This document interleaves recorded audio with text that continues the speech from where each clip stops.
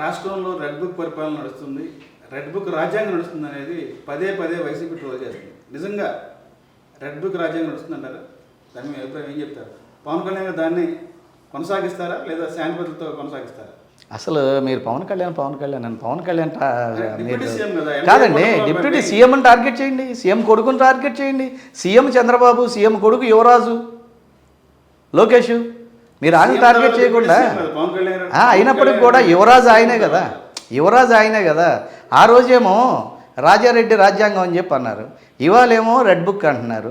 రాజారెడ్డి రాజ్యాంగం అమలైందో లేదో ఇవాళ 17 మంది ఐఏఎస్లు ఐపీఎస్లు పక్కన ఉంటాం, అనేక భూముల విషయాల్లో మీ కుంభకోణాలు, అనేక మంది సాధారణ వైఎస్ఆర్ పార్టీ కార్యకర్తలు కోట్లు సంపాదించుకోవడంలో మీ పాత్రలో తేట తెల్లంగా అక్కడ కనపడుతున్నాయి.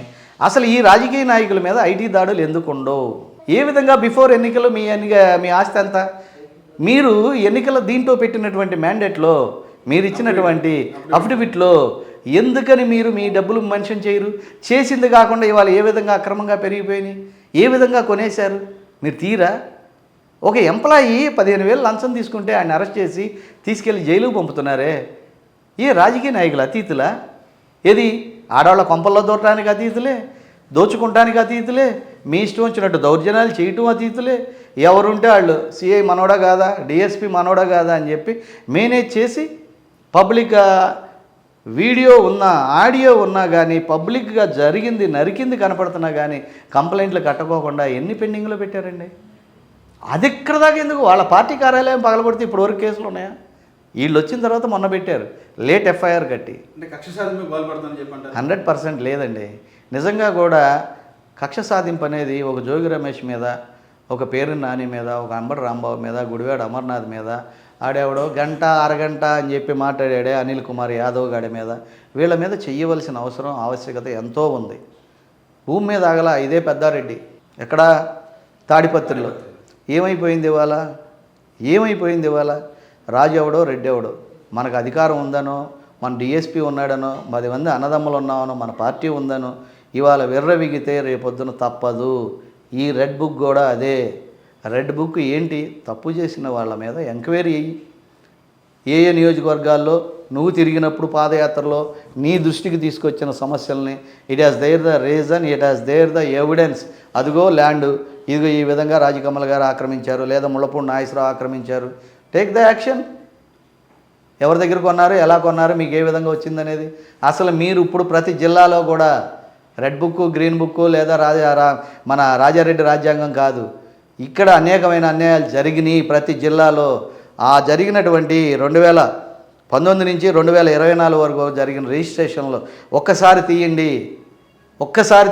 ఎవరు ఎక్కడి నుంచి వచ్చారు, ఎవరు అతను ఆధార్ కార్డు ఏంటి, ఏ ఊరు అతను కొన్నాడు, ఎన్ని ఎకరాలు కొన్నాడు, ఎంత పెట్టి కొన్నాడు, అమ్మిన వాళ్ళకి ప్రాపర్టీ వెళ్ళిందా లేదా ఏంటని ఒకసారి తీయండి, మీకే వస్తాయి. తీస్తున్నారుగా ఇప్పుడు కడప, కర్నూలు, లేదంటే అటు చూడండి పులివెందుల గిలివెందుల, అటు తిరుపతిలో చూడండి హుండీలో జరిగిన అవకతవకలు. ఆడెవడో కింద కంతం కోడి స్పేర్ పెట్టుకుని ఆ కంతలో వేసుకుని 1,500 కోట్లు సంపాదిస్తే, మీకు 150 కోట్లు గుడికిస్తే అది దాత కింద ఆడి పేరు రాసి మీ కమిటీ నిర్ణయం తీసుకుంటాకి. ఇప్పుడు మీరు దొంగతనం చేశారండి, దొంగతనం చేసిన వాడి దగ్గర 1,500 కోట్లు ఉన్నాయి. 1,500 కోట్లు 150 కోట్లు మీకు ఇచ్చి సిఐకి సిపికి కమిషనర్కి ఇచ్చేసి అంతా మేనేజ్ చేసి కమిటీకి కొంత ఇచ్చేసి ఇదే సుబ్బారెడ్డికి కొంత ఇచ్చేసి మేనేజ్ చేసాడు. వాడిని దాత కింద మార్చారు. మీరేనండి, దాత కింద మార్చారు. ఎలా దాత అవుతాడు? ఆడు ఒక రాబరీ, ఒక దొంగ, ఒక థఫ్ట్ కేసు ముద్దాయి. ఏ విధంగా ఆడు దాత అవుతాడు? వెంకటేశ్వర స్వామి సొమ్ము దెబ్బి వెంకటేశ్వర స్వామికే నువ్వు దాతవా? నువ్వెంత, నీ బతుకెంత? ఒక చిన్న ఎంప్లాయీ అదే గుళ్ళో. ఇలాంటి చట్టాలు ఎట్ట తీసుకొచ్చారు? ఎలా జీవో తీసుకొచ్చారు మీరు? ఆ రోజు సచివాలయం మన అసెంబ్లీలో ఫర్నిచర్ అంతా తీసుకెళ్ళిపోయాడు కోడెల శివప్రసాద్ అని చెప్పి, వెళ్తే మళ్ళీ తిరిగి ఇచ్చేసాడు. అయినా అతను దొంగ అని చెప్పి అతను నేరం కట్టారా లేదా? అతను సూసైడ్ చేసుకునే వరకు కూడా మీరు అతన్ని బతకనిచ్చారండి. సూపర్ 6 పేరుతో అధికారంలోకి వచ్చారు. సూపర్ 6 పథకాలు ఏ విధంగా అమలు చేస్తున్నారు, ఎలా ఉంది? సూపర్ 6 పేరుతో అధికారంలోకి వచ్చారంటే ఒకటండి, ఆరోపిస్తుంది కదా. ఆరోపించడానికి ఏముందండి? ఏనండి అన్నీ అమలు చేస్తారండి. అమలు చేయని ఎడల నిజాయితీపరుడైనటువంటి నిస్వార్థపరుడైనటువంటి సొంత ఆస్తులు కూడా మొత్తం రాష్ట్ర ప్రజల కోసం, కౌలు రైతుల కోసం దారపోసినటువంటి మా పవన్ కళ్యాణ్ గారు ఒప్పుకోరు 100%. What did he say first? How he has go to ask the begging to the votes. అది అమలయ్యే వరకు నిద్రపోడు. అందులో భాగంగానే ఇవాళ కేంద్రం నుంచి కూడా నిధులు తీసుకొచ్చి చూడండి 1350 పంచాయతీలు ఎట్ ఏ టైము అభివృద్ధి కోసం మీకు ఏంటి సమస్యలని తెలుసుకున్న విధానం ఇంతకుముందు ఎప్పుడన్నా ఉందా? చూడండి పవన్ కళ్యాణ్ గారు ఒక్కోటి ఎట్లా చేసుకుంటూ వస్తున్నారు. ఇవే చేస్తారా? 3:30-4 గంటలకు భోజనం చేయడానికి కూడా చంద్రబాబుకి పవన్ కళ్యాణ్ కుంటలే. ఈ ఎంటర్టైన్మెంట్ కాకోకుండా ప్రజల భూములు దోచుకున్నారు, ప్రజల ఆస్తులు దోచుకున్నారు, ఆఖరికి రాష్ట్రంలో ఉన్న మహిళల మాన భంగాలు కూడా దోచుకున్నటువంటి ఈ వైఎస్ఆర్ పార్టీ గురించి మీరిచ్చిన ఈ 10 నిమిషాలు 20 నిమిషాల్లో ఏం చెప్పమండి? రాష్ట్రంలో త్వరలో నామినేట్ పోస్టులు అయితే ప్రకటన జరుగుతుంది. నామినేట్ పోస్టులో ముళ్ళపూడి నాయుడు సార్ని చూసుకోవచ్చు అంటారా? పార్టీ కింద సర్వీస్ చేశారు. నేను పార్టీకి ఎన్నికల ముందు నుంచి కూడా ఎన్డీఏ పార్టీకి సపోర్ట్ నేను బాణీయే తినిపించారు బలంగా. గత 3 సంవత్సరాలుగా పార్టీ కోసం కష్టపడ్డాను. నేను యాజ్ ఎ కాపు కమ్యూనిటీ నాయకుడిని, కాపు సంఘం నాయకుడిని. నా కాపుల్లో మార్పు తీసుకురావాలని చెప్పి పలానా చిన్న కులస్తులు కూడా మన తిడుతున్నారు. మనం వస్తుంటే ఇదివరకు మన నుంచి పక్కకు తప్పుకున్న వాళ్ళు ఇవాళ మనకు నాయకుడు లేడు. నిజంగా 6 లక్షల మంది ఉన్న ఈ విజయవాడ సిటీలో కాపుల్లో చెప్పుకోదగ్గ నాయకుడు లేడు.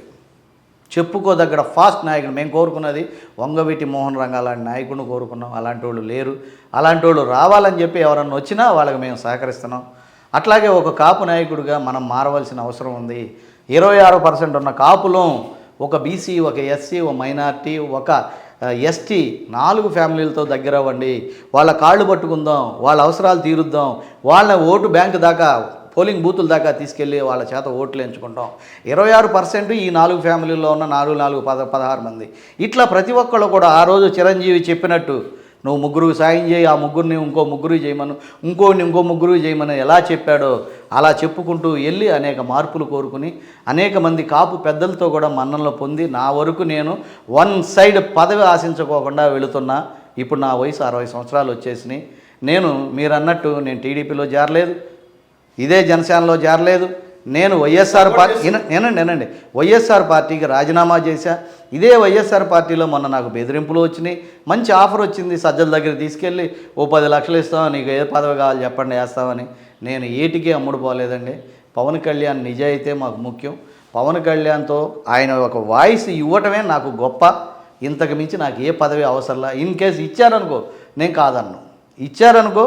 కాదన్ను. నేను ఆ సభ్యత్వం కూడా నాకు లేదు. నేను ఏ విధంగా అడుగుతానండి?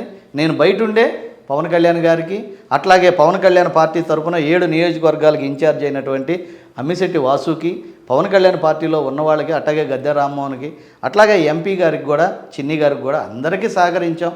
నా వరకు నేను అంతవరకే కానీ నేను ఆశించి కాదండి. ఒక్కొక్కడికి ఒక్కో పిచ్చి, ఒకడికి తిరగాలని, ఒకడికి అమ్మాయిలు పిచ్చి, ఒకటి సినిమాలు పిచ్చి, ఒకటి గుర్ర పందాలు పిచ్చి, నాకు మీడియా చూస్తే చెప్పాలని పిచ్చి.